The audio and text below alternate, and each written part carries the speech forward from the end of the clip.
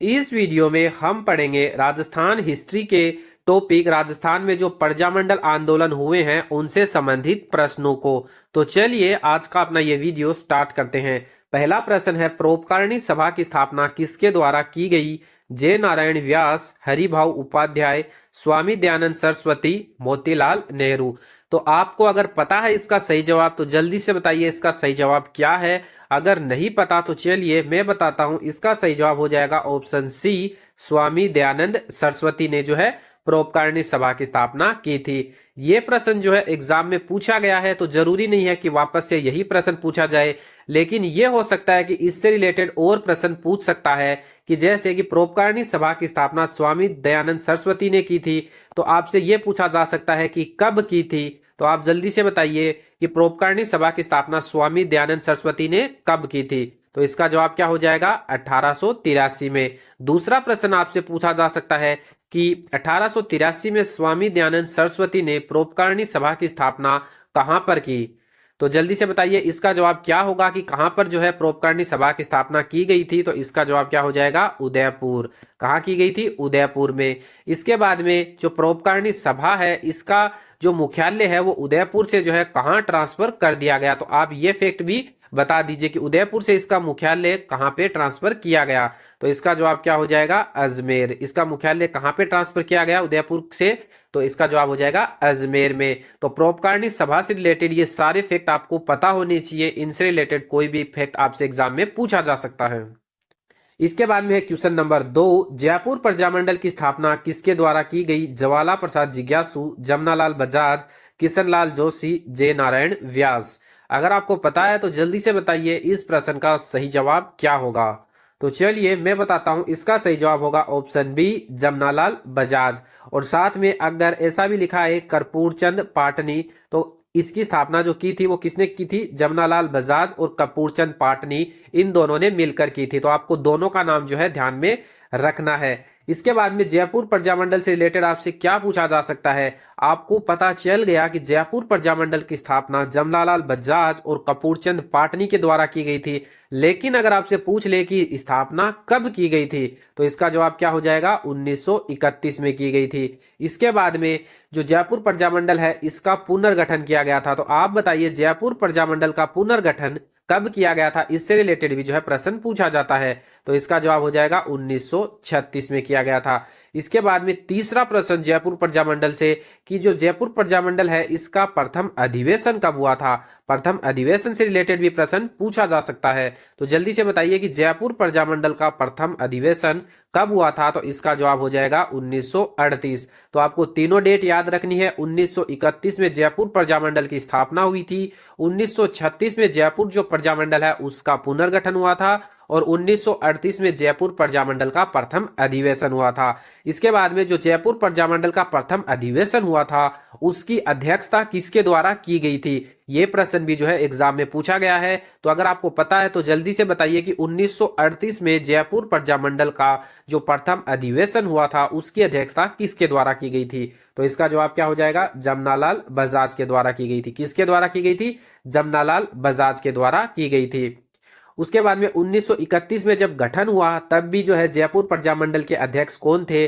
जमनालाल बजाज थे। लेकिन आपको ध्यान रखना है 1936 में जब जयपुर प्रजामंडल जो है इसका पुनर्गठन हुआ था उस समय जयपुर प्रजामंडल के अध्यक्ष कौन थे? तो आपको ध्यान रखना है चिरंजी लाल मिश्र। तो आपको जितने भी फैक्ट बताए हैं जयपुर प्रजामंडल से रिलेटेड ये सारे आपको याद रखने हैं। किसी भी फैक्ट से आपसे प्रश्न पूछा जा सकता है। इसके बाद में है क्वेश्चन नंबर 3, बीकानेर प्रजामंडल की स्थापना कब की गई? 1931, 1936, 1934 और 1938। तो जल्दी से बताइए इस प्रश्न का सही जवाब क्या होगा? इनमें से बीकानेर प्रजामंडल की स्थापना कब की गई थी? अगर आपको पता है तो इसका जवाब दीजिए, अगर नहीं पता तो चलिए मैं बताता हूं, इसका जवाब हो जाएगा 1936 में। कब की गई थी बीकानेर प्रजामंडल की स्थापना? 1936 में। और इसके साथ आपको एक फैक्ट ये भी ध्यान रखना है कि जो जयपुर प्रजामंडल है उसकी स्थापना जयपुर में की गई थी, लेकिन बीकानेर प्रजामंडल की स्थापना 1936 में तो की गई थी लेकिन बीकानेर में नहीं की गई थी। तो आपसे ये प्रश्न एग्जाम में पूछा जा सकता है और पूछा भी गया है। तो आप बताइए कि बीकानेर प्रजामंडल की स्थापना कहां पर की गई थी? तो इसका जवाब क्या हो जाएगा? कलकत्ता में। कहां पे की गई थी? कलकत्ता में। तो आपको दोनों फैक्ट याद रखने हैं, 1936 में की गई थी और कलकत्ता में की गई थी। इसके बाद में तीसरा प्रश्न आपसे पूछा जा सकता है कि बीकानेर प्रजामंडल की स्थापना किसके द्वारा की गई थी। तो आप बताइए कि बीकानेर प्रजामंडल की स्थापना किसके द्वारा की गई थी। तो इसका जवाब हो जाएगा मग्घाराम वैद्य के द्वारा। किसके द्वारा की गई थी? मग्घाराम वैद्य के द्वारा जो है बीकानेर प्रजामंडल की स्थापना की गई थी। तो तीनों फैक्ट याद रखने हैं, 1936 में की गई थी, कलकत्ता में की गई थी और मग्घाराम वैद्य के द्वारा जो है बीकानेर प्रजामंडल की स्थापना की गई थी। इसके बाद में है अगला प्रश्न, क्वेश्चन नंबर 4, 1918 में मारवाड़ हितकारणी सभा की स्थापना किसके द्वारा की गई?